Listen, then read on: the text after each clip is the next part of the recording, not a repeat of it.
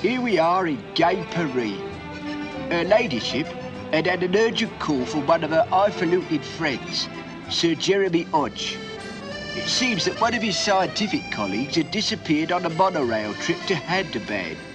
Sir Jeremy knew of her ladyship's activities outside the social world, as he was one of the people who helped Mr. Jeff Tracy form the International Rescue Organisation.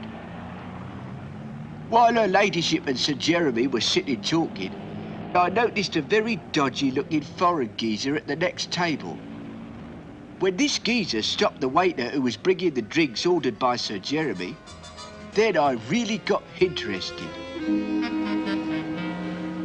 Oh, well, down the hatch. Drink. Beg pardon, milady, but the drink was drugged. Oh, I am so sorry, madam. I had no idea. The gentleman asked me for a light, and he must have put something in your glass when my eyes were blinded by the flame. Oh, dear, how tiresome. It looks such a pretty Pernod, too. Any sign of him? Not a dash thing, Penelope. I'm afraid he gave us the slip, milady. It looks as if he's left something behind. Right there on the table was an unusual book of matches with a special crest on the cover. I don't think I recognize the crest. Do you, Sir Jeremy? Afraid not, old girl. But we could pop along to the Heraldic Archives and look it up. Yes, we can go in the morning. Sir Jeremy, perhaps now you would be so good as to escort me back to my hotel. You'd better tell me what this is all about.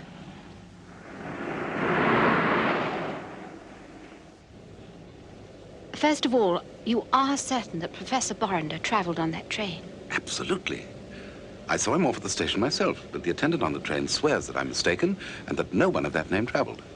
Can you think of any reason why the professor should disappear like this? One excellent reason.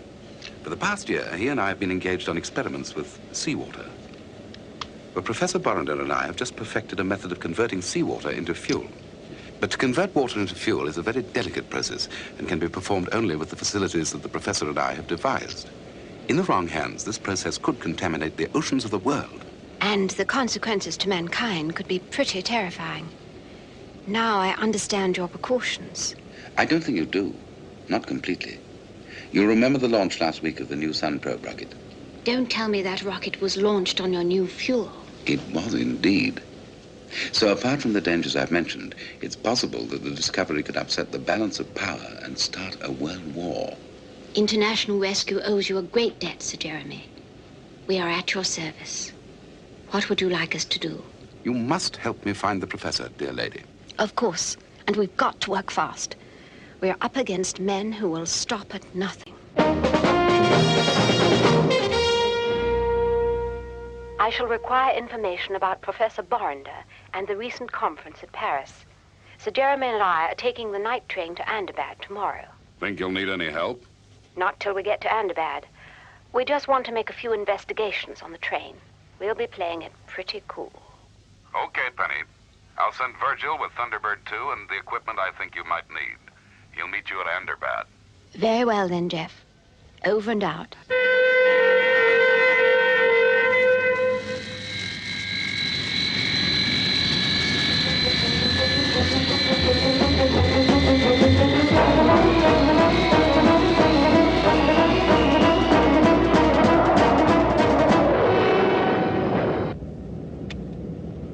Ah, Parker, how are you progressing? Oh, very well, milady.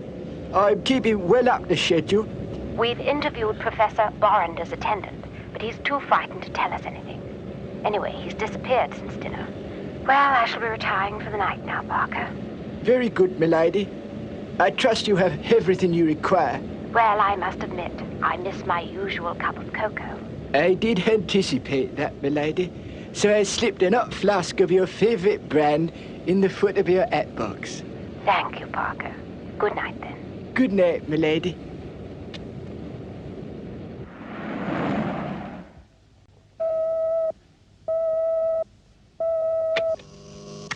Go ahead, Virgil. How's it going? All according to plan, Father. We should be arriving at Thunderbirds 1 hour after dawn, taking up position on hill GF0. Parker tells me that Penelope is settled down for the night, and he's now proceeding to Thunderbirds ahead of the train. He expects to arrive soon after we do, and will later pick up Penelope at the station. Good. Well, I don't think much else can happen before that train gets into Thunderbirds. As her ladyship was settling down for the night, she was disturbed by someone trying the door of her compartment. Luckily, she'd taken the precaution of locking it on the inside. She saw a shadow under the door and got up to investigate. She was just in time to see a white-coated attendant disappear round the corner at the end of the coach. She then roused Sir Jeremy.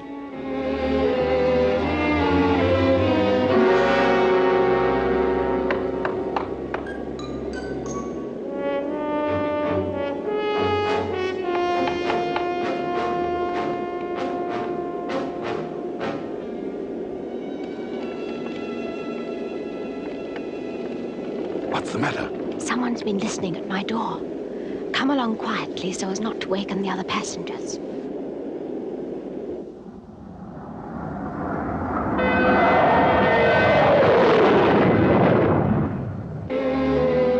As her ladyship and Sir Jeremy entered the baggage car, they disturbed a stranger near their luggage. Good evening, madame. Can I help you? Well, we are looking for our attendant. We haven't seen him since dinner. I am your new attendant, madame. I shall be taking care of you for the second half of the journey. Then what did you want with my suitcase? I was merely ascertaining which passengers would be getting off at Thunderbirds. Alfred was very careless. He forgot to leave me a passenger list. Well, madame, monsieur, if there are no more questions, I shall bid you a good night. Now, where have I heard that voice before? Wait. I think Parker may be able to tell you.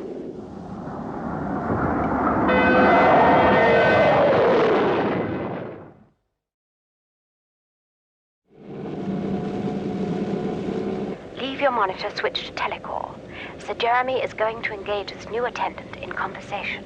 I want you to tell me if this is the man you saw leaving the archives in Paris. Very good, milady. You rang, monsieur? Yes, that's right. I'd like to order my breakfast for the morning. I want orange juice, cereal with plenty of sugar, some eggs and bacon, and some strong coffee and cream. Is that quite clear? Perfectly, monsieur. Well, That's him, milady.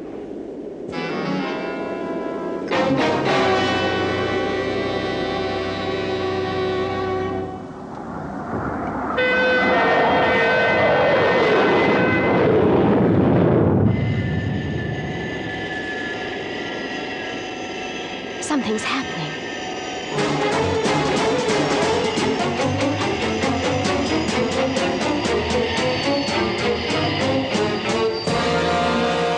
There must have been a power failure. You are right, Lady Penelope. There has indeed been a power failure. Now come with me, please. Quickly. Go ahead, Virgil. Father, Lady Penelope's train is at a breakdown in the middle of the Thunderbirds tunnel. Right, Virgil. Better stand by with the monobrake. Yes, Father. But surely Penelope would have radioed in if there had been any trouble. Tintin, that Thunderbirds tunnel goes straight under the Alpine belt. No radio waves can penetrate that far.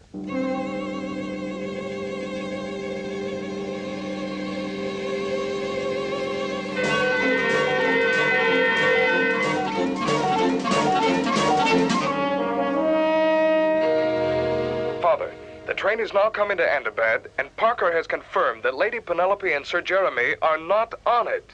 Not on it? Did he find out where the breakdown took place? Yes, 17 miles from Thunderbirds. Right. You'd better go find them. their father's command, the Tracy brothers swung into action.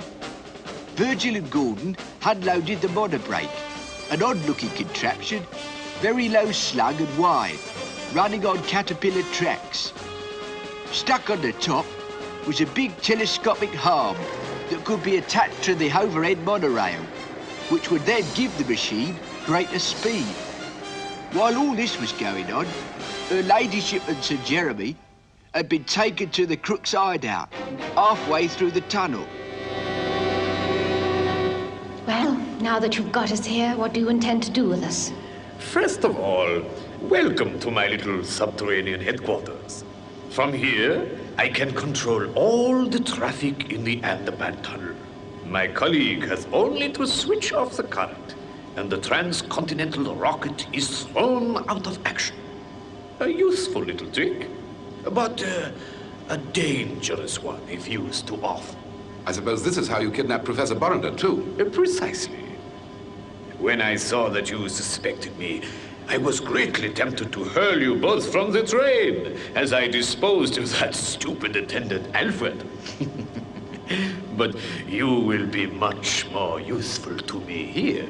Just then, another geezer entered with Sir Jeremy's missing friend. Professor Borrender, thank heaven you're safe. Sir Jeremy, how on earth did you find me? Borrender, who is this blackguard? Forgive me, Sir Jeremy. I am Dr. Godber. You no doubt have never heard of me, but I know much about you and the fascinating discovery that you have made, along with Professor Borrender. He was present at the Paris conference last week and knows about our experiments. The conversion of seawater into fuel. A brilliant achievement, gentlemen, and one which I intend to make use of. You will never get us to tell you the formula. Never. With you, I have so far failed, Professor. But I think that now I have captured the lovely Lady Penelope, I can make you and Sir Jeremy talk. All right, Roach, lower the ladder.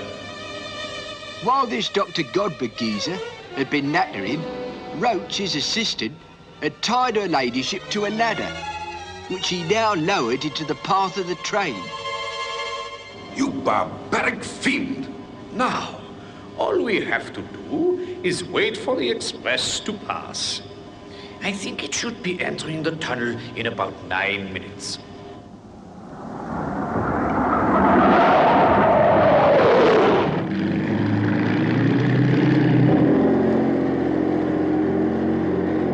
Hey, there's another one.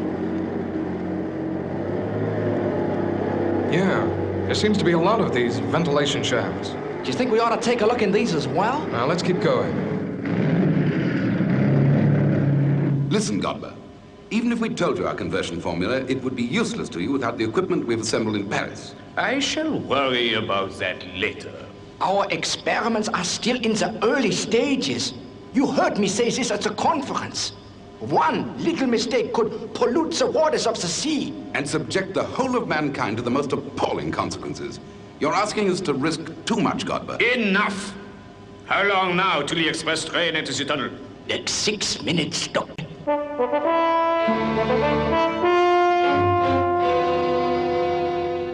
Hello, Father. Still no sign of Virgil and Gordon. Or anyone. All right, Alan, be patient. Tell you what, Father. I'll just get onto my hover bike and mosey up that tunnel. No, Alan. You're needed where you are. We can't risk any more lives. The express will be there in a couple of minutes.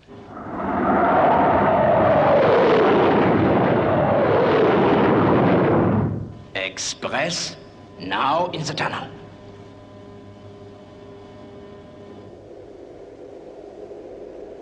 Look here, Godber, you must stop this train. Cut the power and we'll talk the whole thing over. Certainly, Sir Jeremy. You have only to tell me your formula, and I shall willingly cut the power.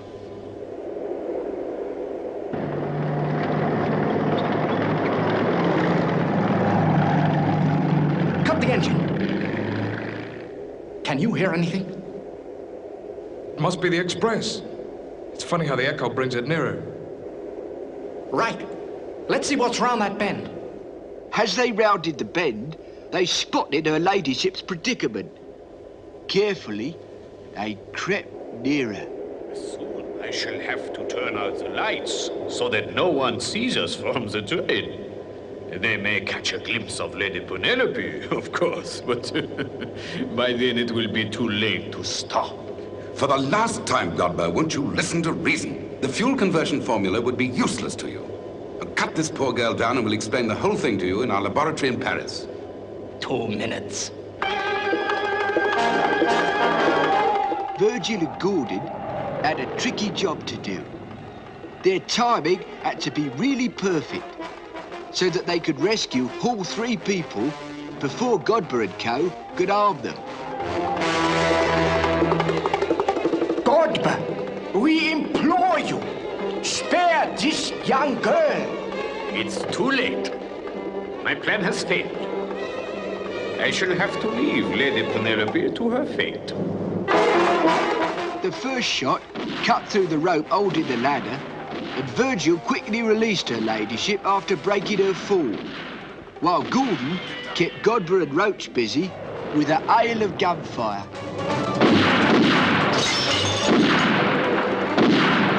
Roach, stop the train! Stop the train!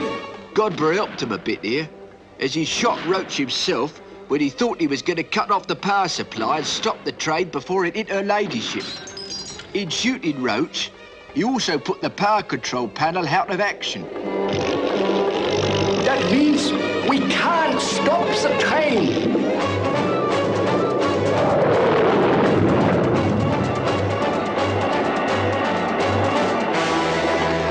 Borlander! Get up, Borlander!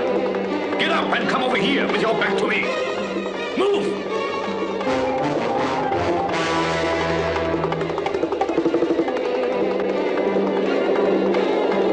Okay. I'll give you 10 seconds to throw your gun down and come out with your hands up.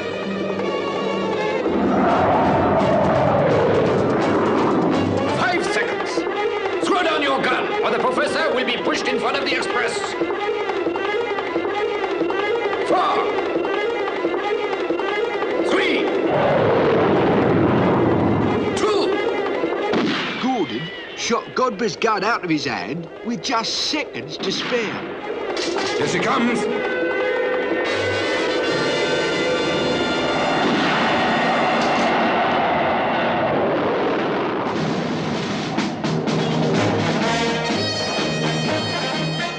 Well, they made it.